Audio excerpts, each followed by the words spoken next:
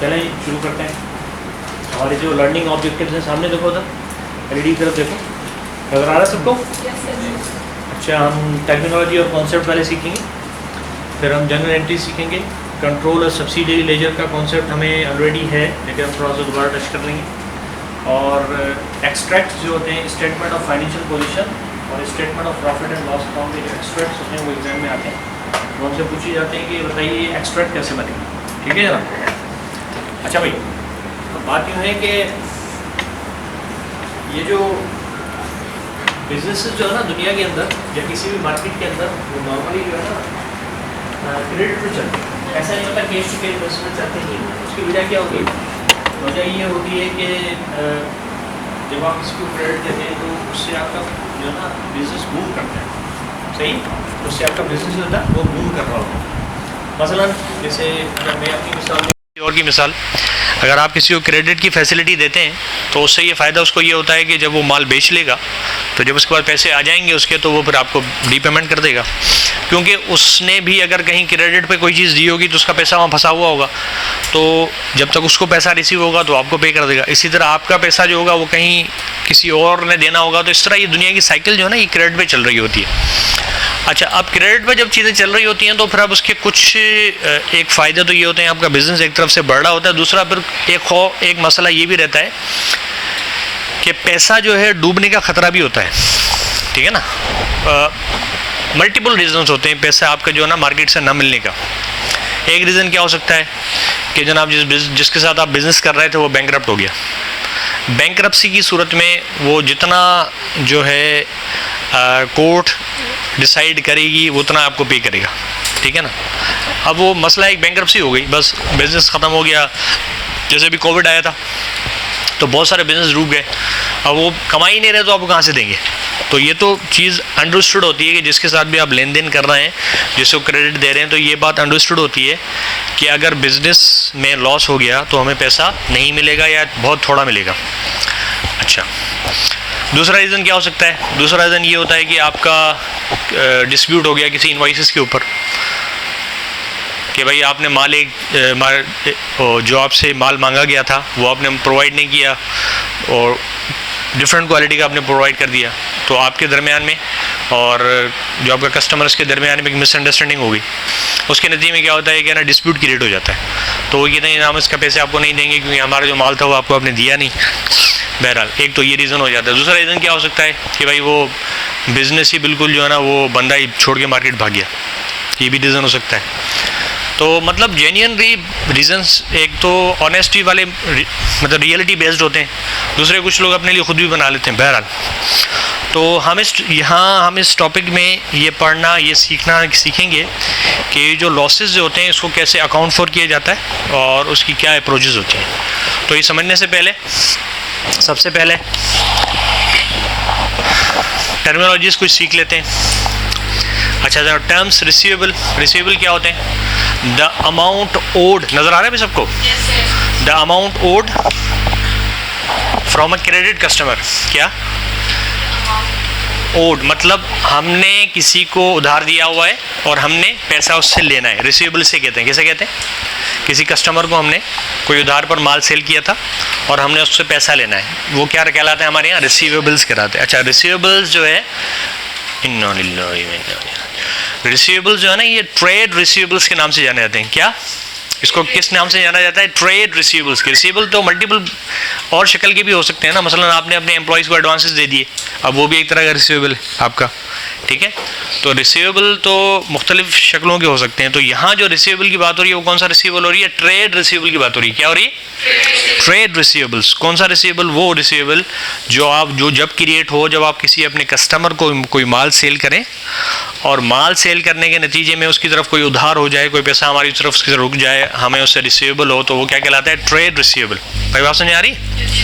It is known as trade receivable. अच्छा, दूसरा term इधर ऑन करें इसको, मुझे रिमोट ट्राई दें।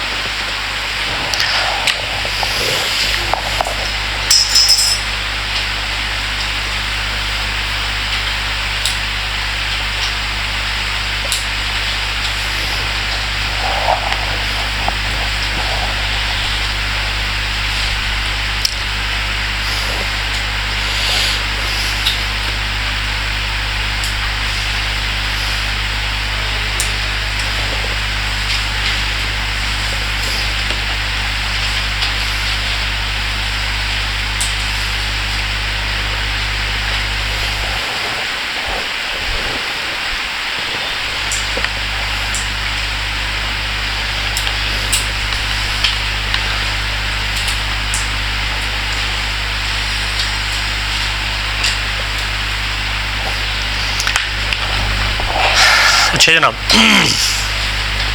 ट्रेड रिसीवेबल के बाद दूसरा टर्म है इररिकवरेबल डेट्स और बैड डेट्स। क्या? इररिकवरेबल डेट्स और बैड डेट्स। ये वो वाला अमाउंट होता है, ये उस एक्सपेंस को कहा जाता है, इररिकवरेबल डेट्स या बैड डेट्स उस अमाउंट को कहा जाता है, उस एक्सपेंस के लिए यूज़ होता है जो जिसकी एक्सपेक्टेशन ये हो या तो मार्केट से आपको मिलेगा ही नहीं, या फिर शक हो कि आपको वो नहीं मिलेगा। ये डिस्टोर्ट है नहीं बेटा, सर को दे दें।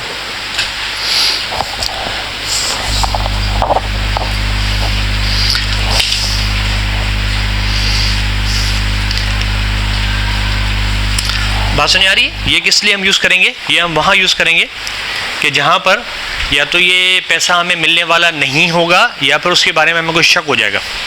अच्छा, डाउटफुल डेट्स का टर्म आप कब यूज़ करेंगे? जहाँ हमें डाउट होगा। क्या होगा? हमें डाउट होगा कि हमें ये पैसा शायद माइट, मे नहीं माइट और मे में क्या फ़र्क होता है बेटा? मे की जो अकरेंस की जो प्रोबेबिलिटी होती है ना वो 80-90% होती है, 100% के करीब होती है। मे का जो टर्म यूज़ बोला है, माइट जो था वो तकरीबन 50% 40% यहाँ पर होता है, तो माइट की जो अकरेंस की प्रोबेबिलिटी होती है वो कम होती है। तो हमें ये लग सकता है कि भाई ये पैसा हमें नहीं मिलेगा। अच्छा, फिर सब्सिडियरी लेजर हमने सीखे थे। लेजर कितने तरह के होते हैं? 2 तरह के होते हैं, कहते हैं। एक होते हैं जनरल लेजर, दूसरा कौन सा होता है? Subsidiary laser. सब्सिडियरी लेजर हम किसके लिए बोलते हैं? रिसीवेबल्स के लिए या पेएबल्स के लिए। सही है। वहाँ अगर इंडिविजुअल कस्टमर्स के नाम से बन रहे हैं तो वो क्या कहलाएंगे, और इंडिविजुअल सप्लायर्स के नाम से बन रहे हैं तो वो क्या कहलाएंगे? सब्सिडियरी लेजर्स कहलाएंगे। ठीक है भैया? अच्छा भाई, ये आप नोट डाउन करें ज़रा, यहाँ से ये चीज़ें नोट डाउन करें।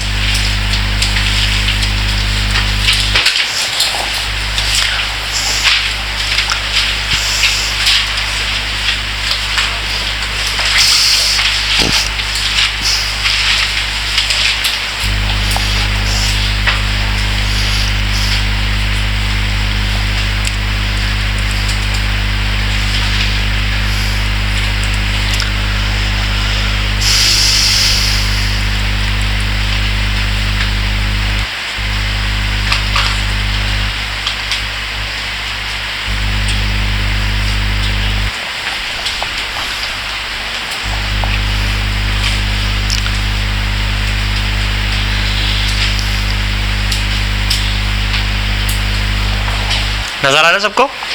गुड। मेरी आवाज आखिर तक आ रही है सबको?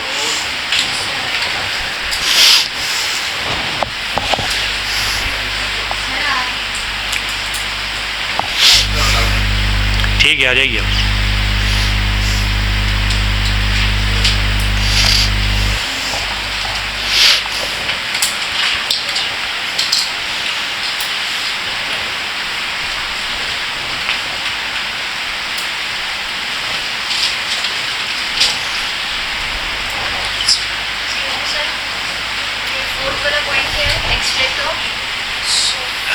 फोर्थ वाला पॉइंट सब्सिडियरी लेजर। अच्छा, extracts of statement of financial position SOFP, और SOP किसे कहते हैं? Statement of profit and loss account. सही है। SOP and SOFP, statement of financial position और statement of profit and loss.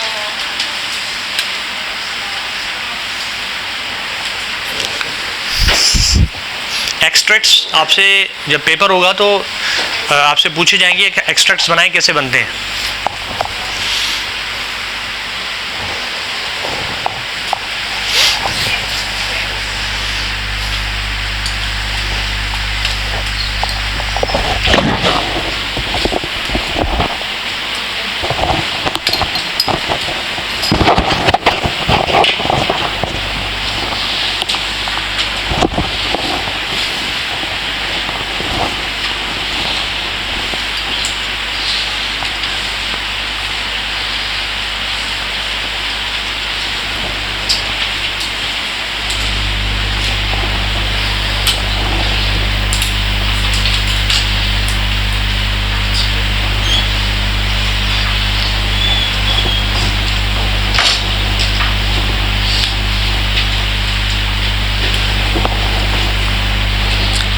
Note down कर लिया आप लोगों ने?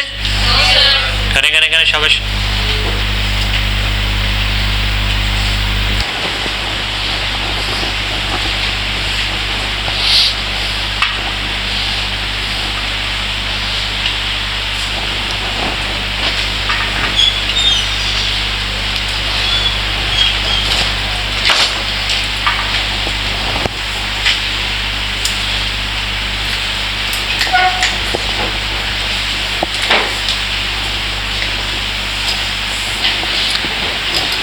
अच्छा जी, हो गया नोट डाउन? गुड, करें करें करें, शाबाश।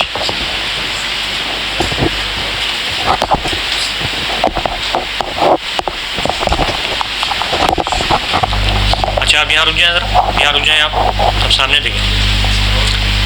ये नोट डाउन कर लिए, नीचे वाला टर्म्स लिख लिए, लिखें लिखें, चलें, लिखें लिखें लिखें लिखें थोड़ा। अच्छा भाई, अब रुको यहाँ पर, अब जस्ट होल्ड ऑन।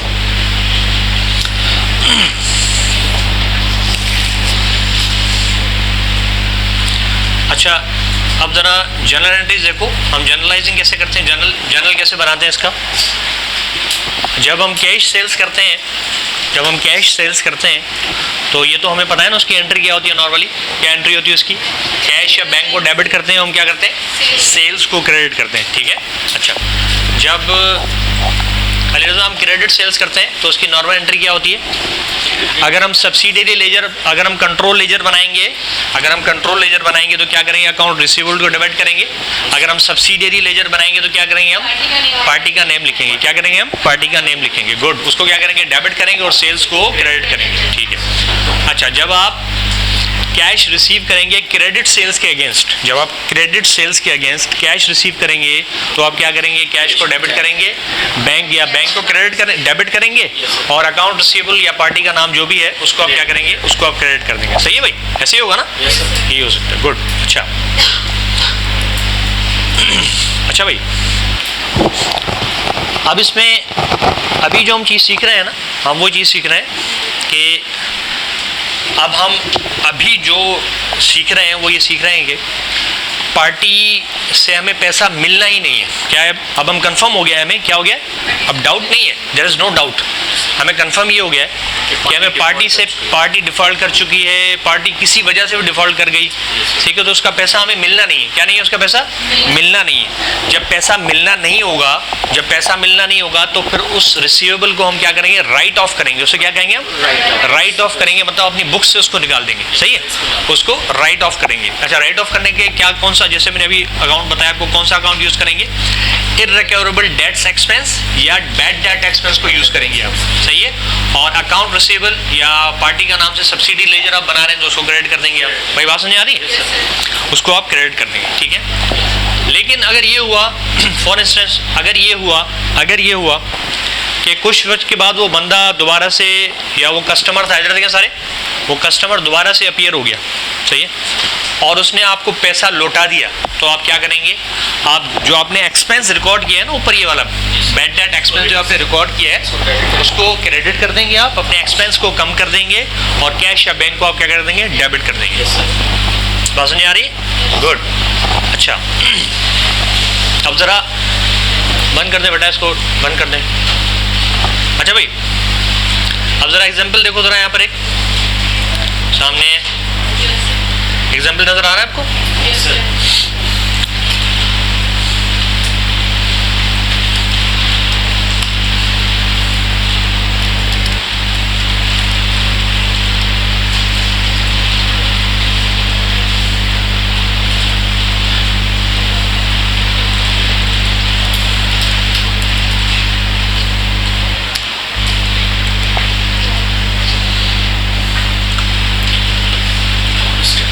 अच्छा भाई, एग्जाम्पल देखो, ओजीदा company had outstanding receivables amounting rupees 60,000 at beginning of the month of January 2021। अच्छा, 2021, सही। इसका मतलब क्या होगा, हमें इसकी लैंग्वेज से पता चल रहा है कि ये हमारा कस्टमर जो ना रेगुलर कस्टमर है, पिछले साल का क्लोजिंग इस साल का ओपनिंग होगा ना, मतलब अभी जो गुजर गया होगा, पिछला जो भी साल गुजरा होगा, 2020 का जो साल गुजरा होगा, उसकी दिसंबर का क्लोजिंग बैलेंस अभी ओपनिंग में आ रहा होगा, वो कितना होगा, 60,000 रुपये आ रहा होगा ना, बैलेंस कैरेट डाउन होगा, जो पिछले साल का कैरेट डाउन होगा उस साल का ब्रॉड डाउन होगा ना, ये तो हमें बैलेंसिंग करना, हमें बैलेंस ब्रॉड डाउन और कैरेट डाउन करना आता है ना। अच्छा गुड।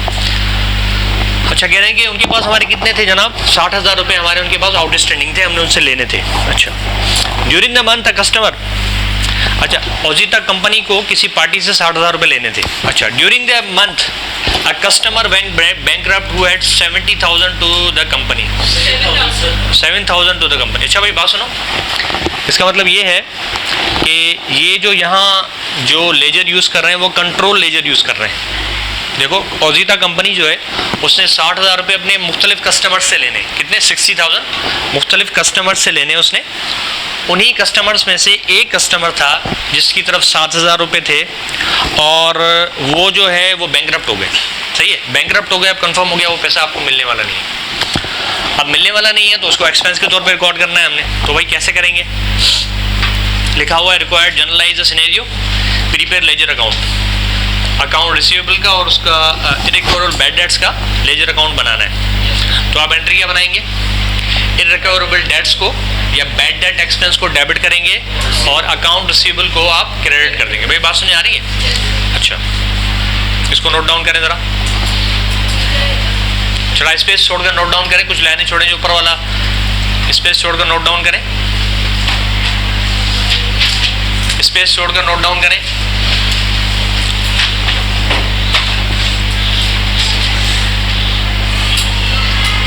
स्पेस छोड़ दें थोड़ा सा और नोट डाउन करें।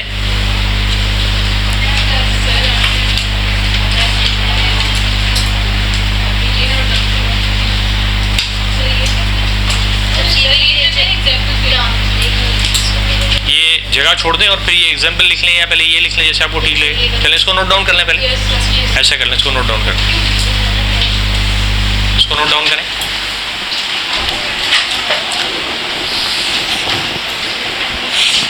भाई बात समझ में आ रही है ना। अभी हम ये काम कर रहे हैं कि हमें अभी यकीन हो गया है कि पैसा हमें नहीं मिलने वाला। सही है, हमें क्या हो गया, ये यकीन हो गया है कि हमें पैसा नहीं मिलने वाला। सही है, अभी हमें क्या हो गया, यकीन हो गया कि पैसा हमें नहीं मिलने वाला। हमने इसको राइट ऑफ करना है। राइट ऑफ करना है मतलब कि हम इसको एक्सपेंस आउट कर देंगे, ठीक है, और जो रिसीवेबल था उसको क्रेडिट कर देंगे।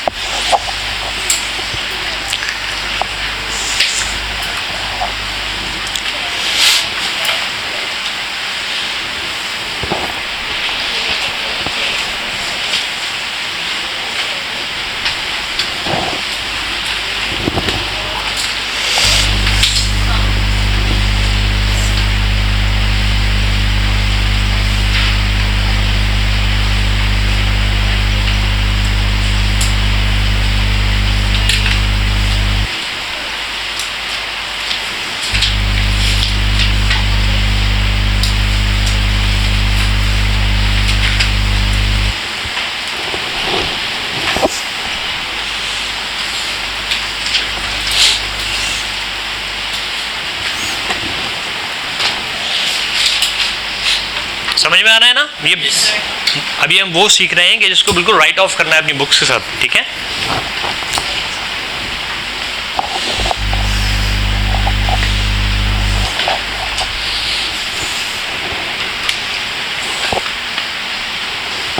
नीचे करो, लिख लिया आप लोगों ने, लिखो लिखो, चलो लिखो।